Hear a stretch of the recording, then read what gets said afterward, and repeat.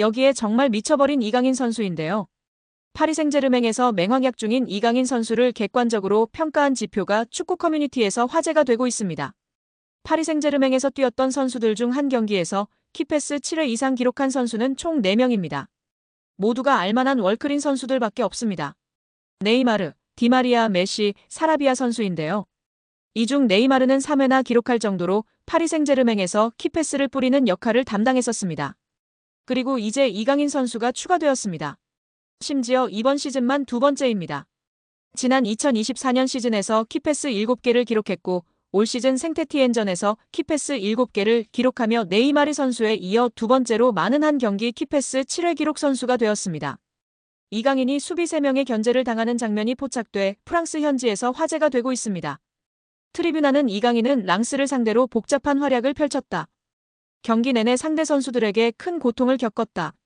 3명의 랑스 선수들이 이강인을 포위하고 압박을 시도하기도 했다고 해당 사진을 공개했습니다. 이에 대해 한 팬은 이강인에 대한 데이베르 마차도의 파울과 그의 팀 동료들의 위협에도 PSG 선수들은 결속력이 부족한 모습을 보였다.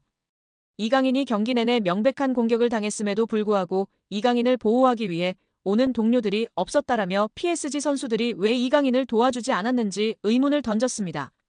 또한 프랑스 현지 150만 대형 축구 유튜버도 이강인만이 파리에서 공격적인 전진 패스를 하는 유일한 선수라며 극찬을 아끼지 않았습니다. 그는 개인 방송에서 이강인이 엄청나게 좋은 킬패스를 찔러주지만 그것을 골로 마무리할 수 있는 선수가 없다며 안타까워했습니다. 이강인만이 앞으로 전진하려고 노력하는 유일한 플레이어였고 파리 생제르맹의 활력소라고 극찬했습니다.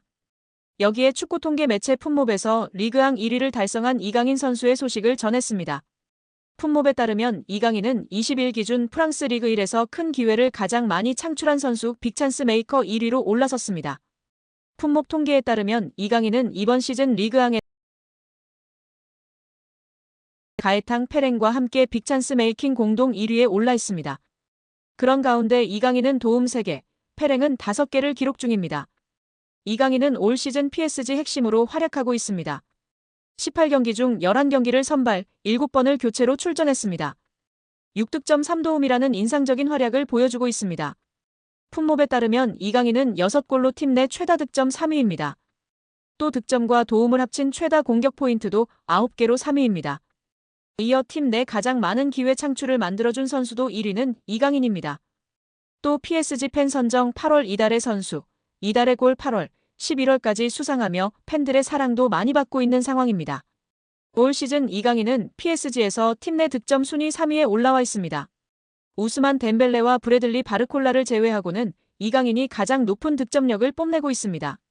미드필더 포지션도 함께 수행하기 때문에 득점 순위 3위는 놀라운 기록입니다. 이와 더불어 팀 내 도움 순위와 공격 포인트 순위에서도 3위를 기록하면서 공격의 핵심으로 분류되고 있습니다. 특히 기회 창출에서 이강인은 팀 내 최고 수준의 기록을 보유했는데요. 기회 창출이 45회로 2위인 덴벨레보다 높았고 빅찬스 창출도 12회로 팀 내 최고인 상황입니다. 음바페 없는 PSG의 왕은 덴벨레인 줄 알았는데 뚜껑을 열어보니 이강인이었습니다. 천재 미드필더 이강인이 세계적인 플레이메이커와 함께 국제축구 역사 통계연맹 IFFHS 플레이메이커상 후보에 나란히 오르며 화제입니다. IFFHS는 지난달 말 공식 홈페이지를 통해 이강인, 리오넬 메시, 케빈 더 브라위너, 주드 벨링엄 등으로 구성된 2024년 월드 베스트 플레이메이커 후보 15인을 발표했습니다. 월드 베스트 플레이메이커상은 통계연맹이 2006년부터 매년 세계 축구를 빛낸 최고의 플레이메이커에게 수여하는 상으로 수상자에겐 황금공 트로피가 수여됩니다. 세계 축구 전문가의 투표로 최종 수상자를 선정하며 통상 연말에 수상자를 발표하는데요. 역대 수상자 면면은 화려합니다. 메시가 통산 최다인 5회 수상했고 사비 에르난데스가 4회, 더 브라위너가 3회, 안드레스 이니에스타가 2회 수상하며 메시의 뒤를 이었습니다. 지네딘 지단, 카카, 토니 크로스, 루카 모드리치 등이 한 차례씩 수상했습니다. 더 브라위너는 지난해 시상식에서 181점을 받으며 100점을 받은 메시를 81점 차로 따돌렸습니다. 베르나르도 실바가 78점으로 3위에 올랐습니다. 시즌별로 가장 창의적인 플레이를 펼친 선수들에게 트로피가 주어졌는데요. 이런 전설들이 수상한 플레이메이커상 최종 후보에 이강인이 뽑힌 것만으로 큰 의미가 있다는 평가입니다. 통계연맹은 최근 두 시즌 이강인이 공격 포인트뿐 아니라 프랑스 리그1과 유럽 챔피언스 리그에서 선보인 드리블 돌파 찬스 메이킹 등의 능력을 높이 평가한 것으로 보입니다. 이강인은 올 시즌 챔피언스 리그에서 키패스 11개를 기록하며 전체 공동 4위를 질주하고 있는 상황입니다. 이강인에게 원한이 있는 것이 분명합니다.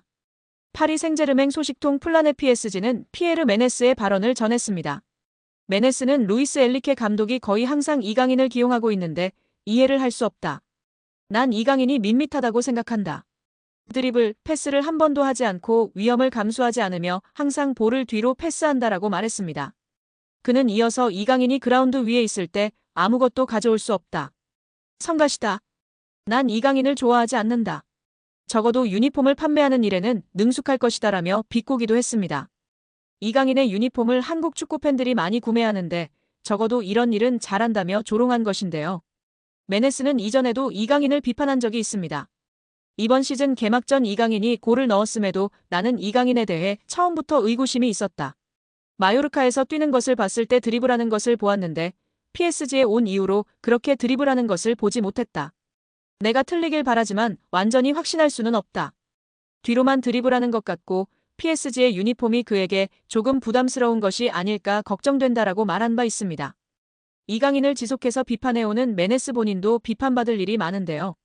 2021년 해설위원으로 활동하던 메네스는 성추행 논란으로 인해 퇴출당했었습니다.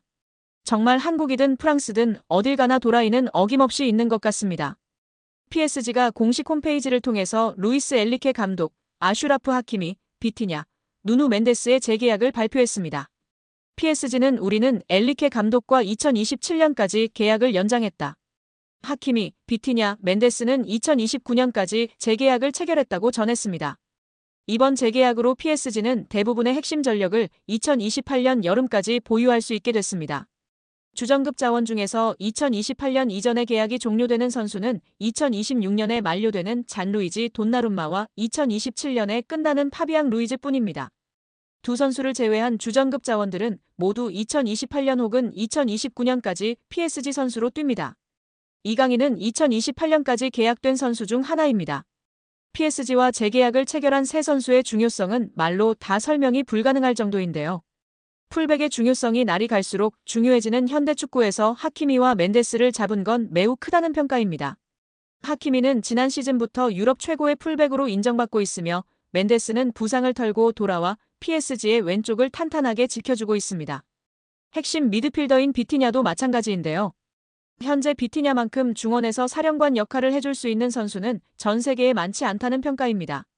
엔리케 감독의 전술 구현에서 매우 중요한 풀백과 수비형 미드필더를 잡았기 때문에 PSG는 후방부터 전방으로 이어지는 코어라인이 앞으로 3년 동안은 탄탄하게 지켜질 것으로 예상됩니다. PSG가 가지고 있는 목표는 딱 하나뿐입니다. 이미 프랑스에서는 적수가 없는 PSG이기에 유럽 최정상으로 인정받을 수 있는 유럽축구연맹 챔피언스리그 트로피를 원하고 있습니다. 킬리안 은바페가 레알 마드리드로 떠나면서 슈퍼스타는 잃었지만 PSG는 이제 조직력을 앞세워 UCL 트로피를 노리겠다는 계획입니다. 슈퍼스타 위주의 영입에서 벗어나 팀에 융화되고 조직력을 올려줄 수 있는 어리고 유망한 자원을 집중적으로 영입하는 중입니다. 이강인도 이러한 방향성에서 영입된 선수 중 하나입니다. 핵심 자원들을 모두 붙잡았기 때문에 당분간 PSG는 전력 유출에 대해서 크게 걱정할 거리가 사라졌습니다. B클럽들에게 있어서 핵심 선수 지키기는 매우 스트레스 받는 작업 중 하나지만 PSG는 전력 보강에만 집중할 수 있는 환경을 마련한 셈인데요. 엔리케 감독의 힘을 실어주기 위해서 2027년까지 재계약한 것도 이러한 방향성의 일환입니다. PSG는 여전히 스트라이커 자원이 약하다는 평가를 받지만 엔리케 감독은 제로톱 전술로 밀고 가는 중입니다. 최근에 우스망 덴벨레가 새로운 역할에서 기량이 터지면서 PSG의 걱정을 덜어주고 있습니다. 이강인과 함께 UCL 트로피를 노리려는 PSG의 계획이 차근차근 진행 중입니다.